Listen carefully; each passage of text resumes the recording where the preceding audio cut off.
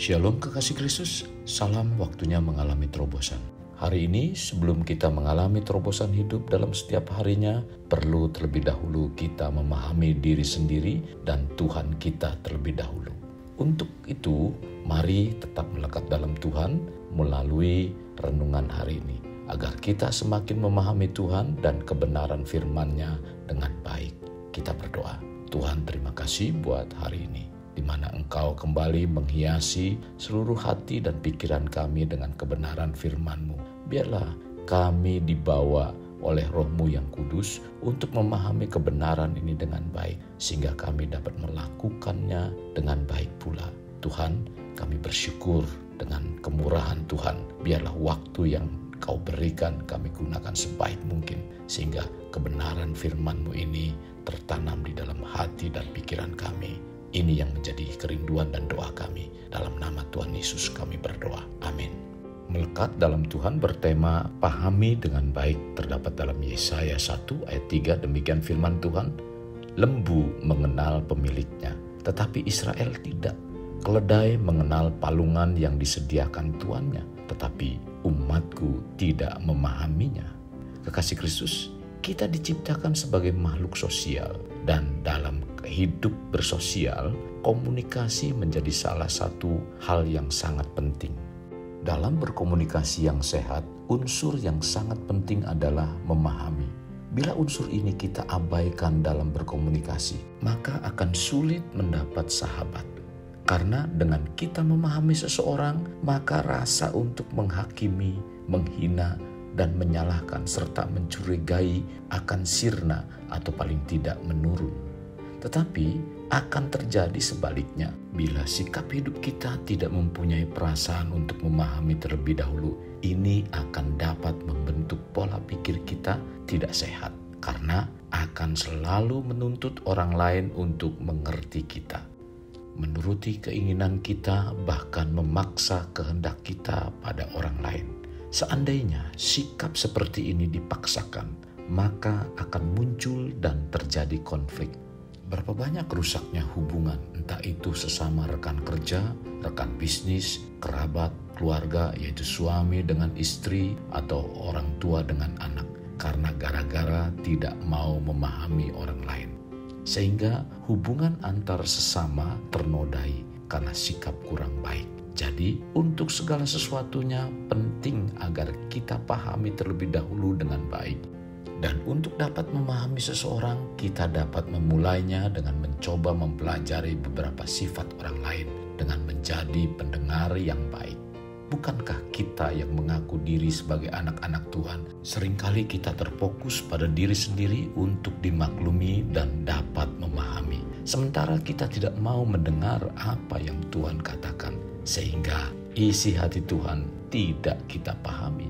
Dalam dunia, para ilmuwan telah melakukan berbagai survei dan hasilnya telah terbukti bahwa semakin mampu dan baik untuk mendengar, maka akan semakin mudah terhubung dengan perasaan lawan bicaranya. Dengan kata lain, menghasilkan perasaan yang lebih dekat. Pentingnya kita membangun komunikasi dengan Tuhan, karena melalui komunikasi inilah kita dapat memperbanyak pendengaran kita tentang pribadi Tuhan. Entah itu melalui pembacaan firman-Nya, renungan-renungan baik lewat suara maupun tulisan, dan banyak lainnya. Untuk membangun komunikasi dengan Tuhan dibutuhkan beberapa sikap yang harus kita miliki, karena ini merupakan konsep pengosongan diri kita agar kita mampu mendengar dan semakin mudah terhubung dengan Tuhan, bahkan menghasilkan perasaan dengan Tuhan lebih dekat. Kekasih Kristus, membangun hubungan dengan Tuhan bukan hanya kita semakin dekat dan semakin mengerti perasaan Tuhan, tetapi kita akan memiliki karakter atau mentalitas seperti Dia yang merupakan Bapa kita. Mentalitas seperti ini seharusnya kita dapat warisi dari Bapa, dan tentunya ada dalam hidup kita. Menjadi anak Tuhan itu bukan sekedar menjadi orang percaya pada Tuhan saja, tetapi Tuhan mempunyai tujuan yang sangat mulia. Kita sebelum mengenal Tuhan dan menerima kebenaran firman-Nya dalam Injil yang benar, kita memiliki kehidupan lama, di mana kita mewarisi watak dan karakter dari orang tua dan leluhur kita. Tetapi setelah menerima Tuhan sebagai Tuhan dan Juru Selamat, serta menjadi anaknya, kita diperkenankan mewarisi watak dan karakter Bapa Surgawi dengan proses kelahiran baru melalui baptisan dan firman. Namun harus diingat, sebagai ahli waris yang mendapat warisan dari orang tua tidak otomatis bisa dinikmati oleh anaknya. Hak waris yang diberikan orang tua pada anaknya akan berlaku dan sah bila anaknya dinyatakan sudah dewasa.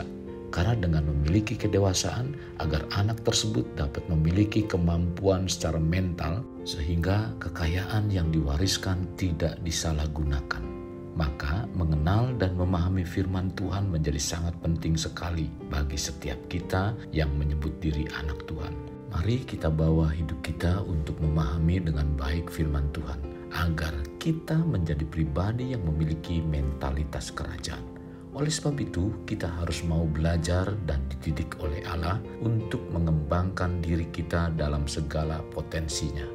Kesempatan untuk mewarisi cara hidup yang baru seharusnya kita sudah memahami dan semestinya telah kita miliki, yaitu dengan memiliki mentalitas anak-anak Allah, dan itu telah diteladankan oleh Tuhan Yesus. Mari kita kembangkan diri kita dengan sungguh-sungguh agar waktu yang tersedia tidak terbuang dengan sia-sia. Dengan demikian, pahami dengan baik arti hidup dalam Tuhan dan jadilah orang-orang yang selalu mengalami terobosan. Kekasih Kristus, mari kita alami terobosan hidup. Untuk mengalaminya, mulailah dengan mengenal prinsip-prinsip kerajaan Allah serta menjadi warga kerajaan. Kita berdoa. Tuhan, terima kasih buat kebenaran firman-Mu yang Kau berikan untuk kami pada hari ini. Biarlah firman yang disampaikan membawa kehidupan kami untuk semakin mengerti dan semakin memahami kebenaran-Mu dengan baik. Tuhan Yesus, kami rindu bahwa setiap kebenaran firman-Mu menghasilkan yang baik dalam setiap pikiran, perasaan, dan perbuatan kami.